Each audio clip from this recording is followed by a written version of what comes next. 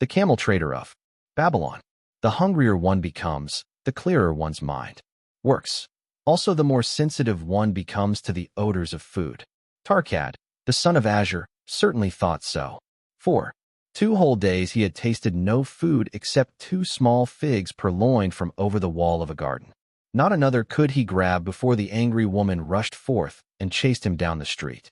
Her shrill cries were still ringing in his ears as he walked through the marketplace. They helped him to restrain his restless fingers from snatching the tempting fruits from the baskets of the market women. Never before had he realized how much food was brought to the markets of Babylon and how good it smelled. Leaving the market, he walked across to the inn and paced back and forth in front of the eating house. Perhaps here he might meet someone he knew, someone from whom he could borrow a copper that would gain him a smile from the unfriendly keeper of the inn and, with it, a liberal helping. Without the copper, he knew all too well how unwelcome he would be. In his abstraction, he unexpectedly found himself face to face with the one man he wished most to avoid, the tall, bony figure of Dabasir, the camel trader. Of all the friends and others from whom he had borrowed small sums, Dabasir made him feel the most uncomfortable because of his failure to keep his promises to repay promptly. Dabasir's face lighted up at the sight of him. "Huh, 'tis Tarkad, just the one I have been seeking, that he might repay the 2 pieces of copper which I lent him a moon ago, also the piece of silver which I lent to him before that. We are well met. I can make good use of the coins this very day. What say, boy? What say?" Tarkad stuttered, and his face flushed. He had not in his empty stomach to nerve him to argue with the outspoken Dabasir.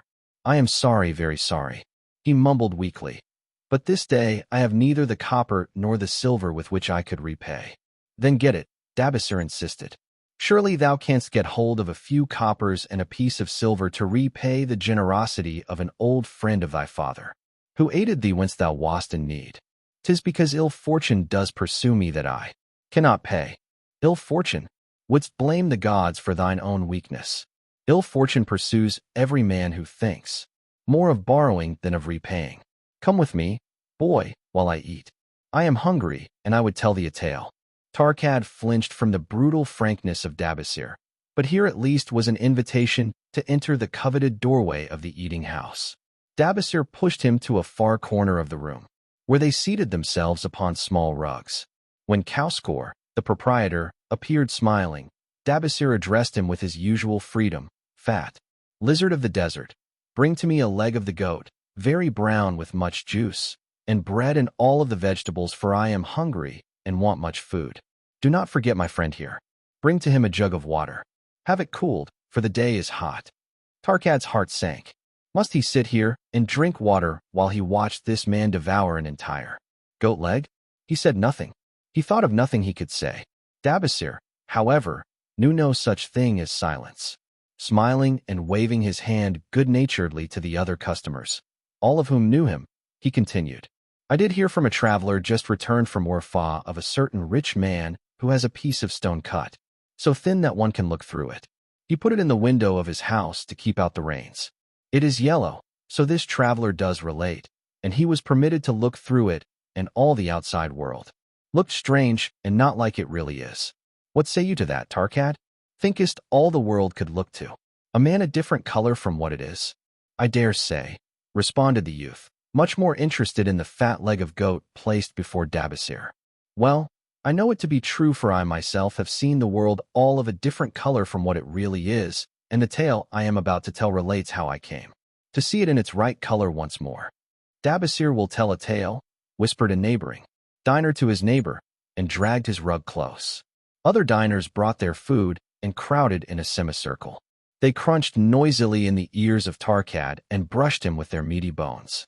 He alone was without food. Dabasir did not offer to share with him, nor even motion him to a small corner of the hard bread that was broken off and had fallen from the platter to the floor. "The tale that I am about to tell," began Dabasir, pausing to bite a goodly chunk from the goat leg, "relates to my early life and how I came to be a camel trader. Didst anyone know that I once was a slave in Syria?" A murmur of surprise ran through the audience to which Dabasir listened with satisfaction. "When I was a young man," continued Dabasir, After another vicious onslaught on the goat leg, I learned the trade of my father, the making of saddles. I worked with him in his shop and took to myself a wife. Being young and not greatly skilled, I could earn but little, just enough to support my excellent wife in a modest way. I craved good things which I could not afford.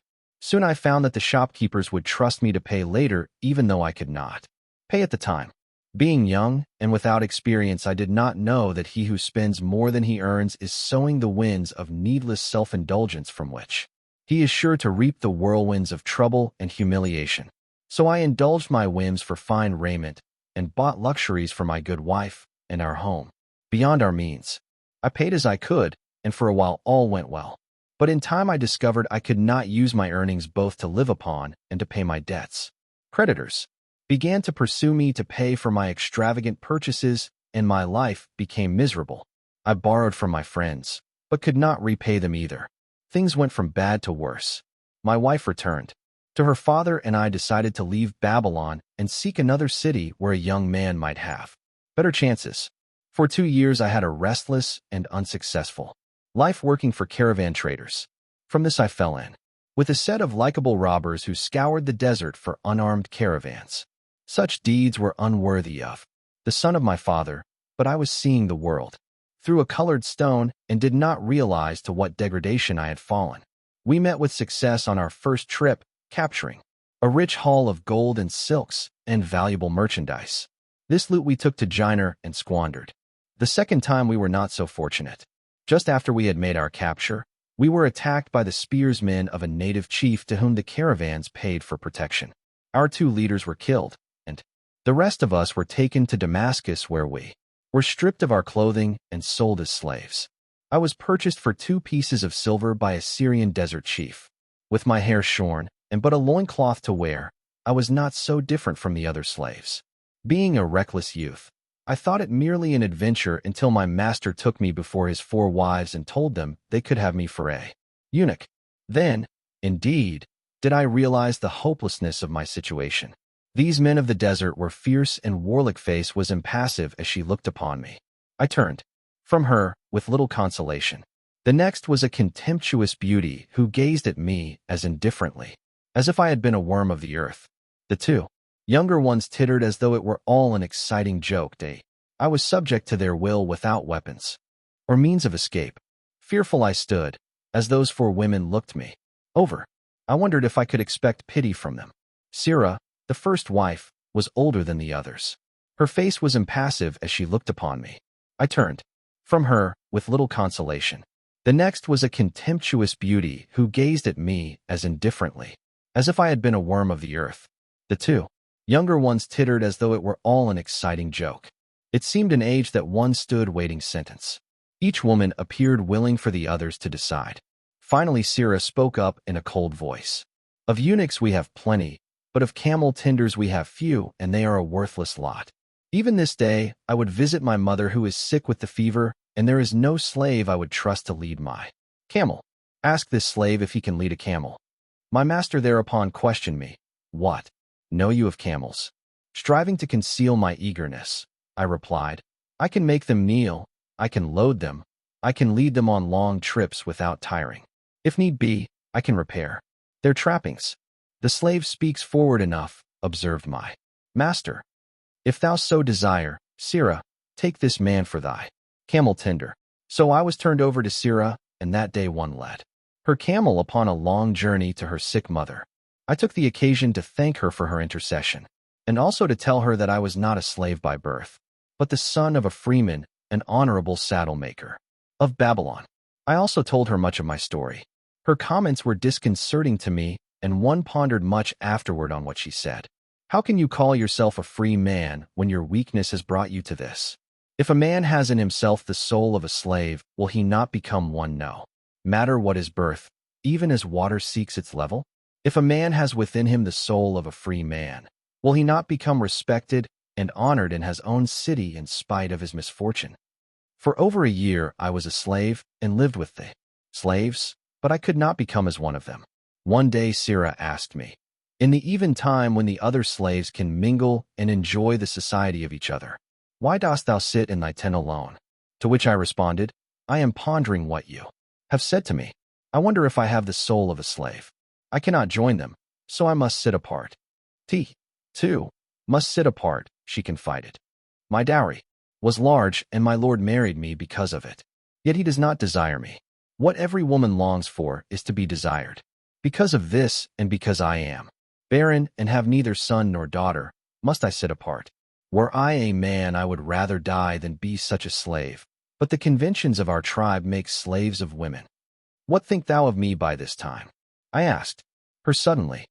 Have I the soul of a man, or have I the soul of a slave? Have you a desire to repay the just debts you owe in Babylon? She parried. Yes, I have the desire, but I see no way. If thou contentedly let the years slip by and make no effort to repay, then thou hast but the contemptible soul of a slave. No man is otherwise who cannot respect himself, and no man can respect himself who does not repay honest debts. But what can I do who am a slave in Syria? Stay a slave in Syria, thou weakling. I am not a weakling, I denied hotly. Then prove it. How? Does not thy great king fight his enemies in every way he can and with every force he has? Thy debts are thy enemies. They ran thee out of Babylon. You left them alone, and they grew too strong for thee. Hadst fought them as a man, thou couldst have conquered them and been one honored among the townspeople. But thou had not the soul to fight them. And behold, thy pride hast gone down until thou art a slave in Syria.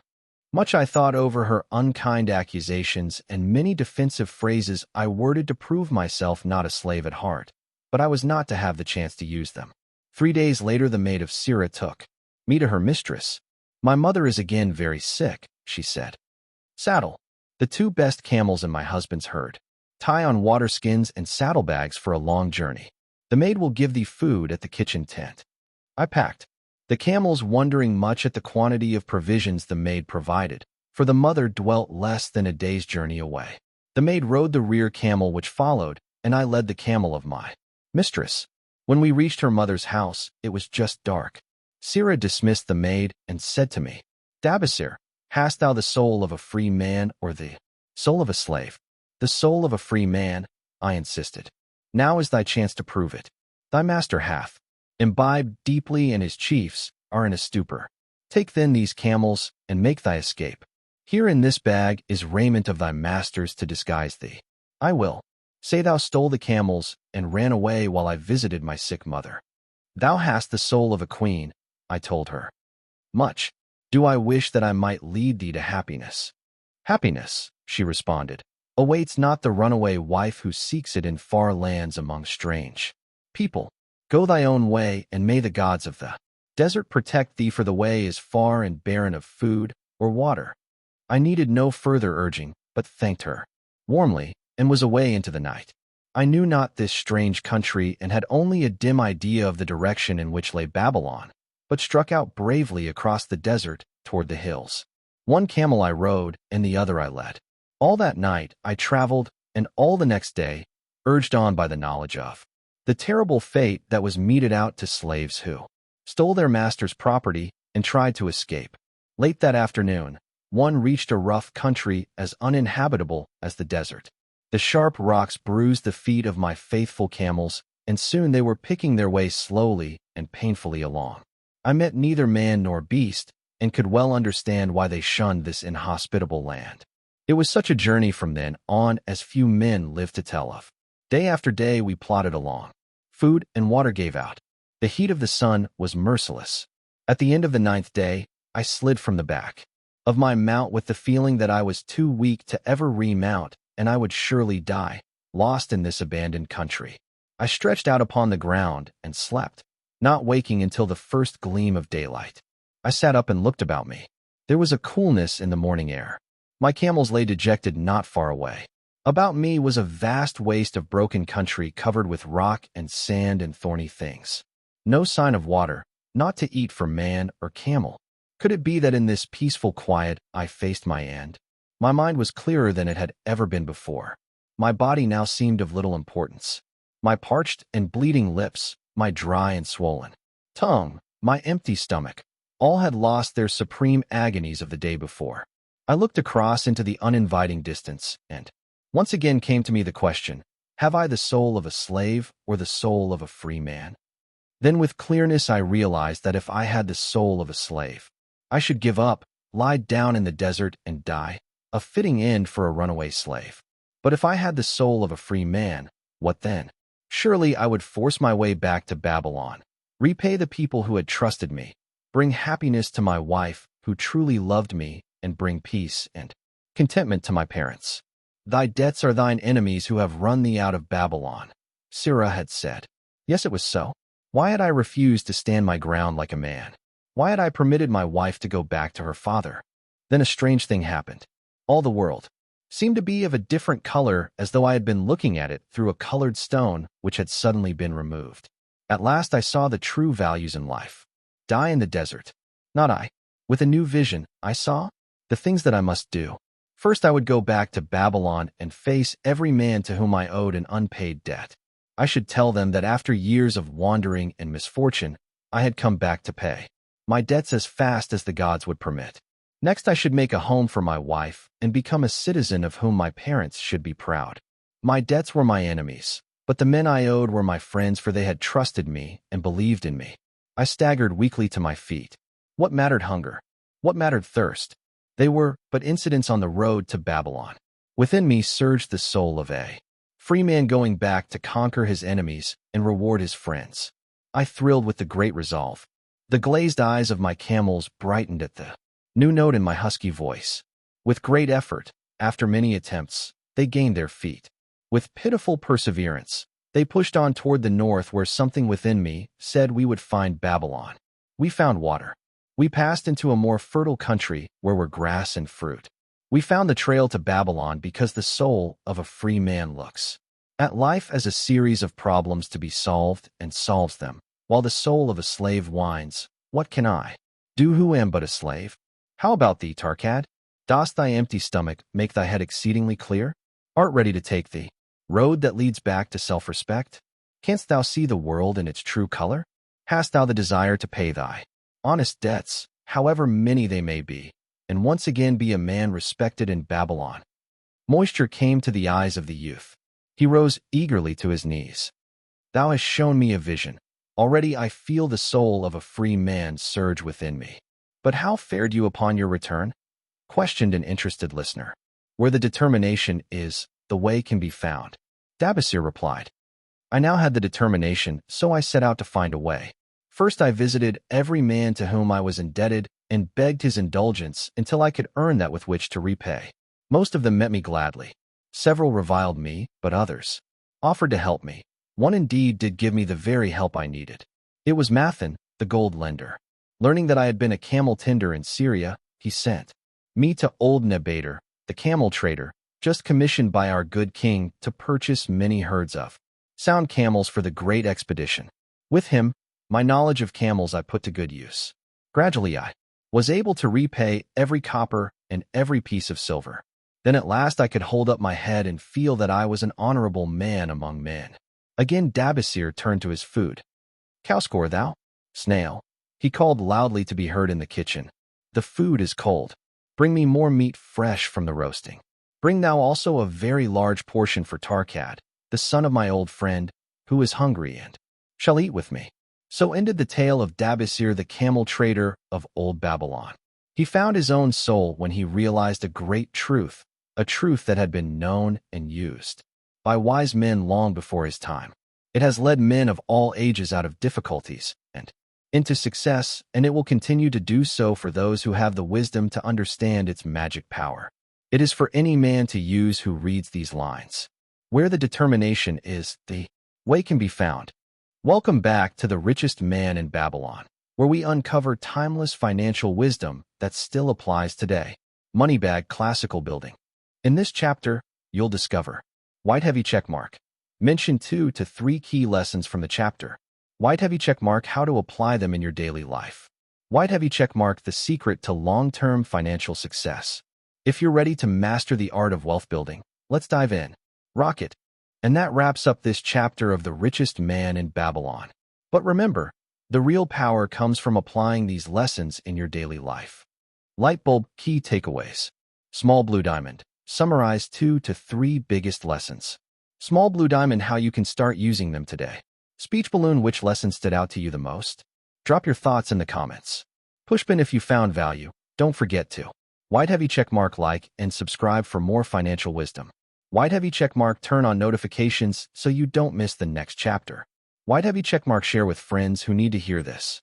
Rocket, let's continue our journey toward financial freedom. See you in the next chapter.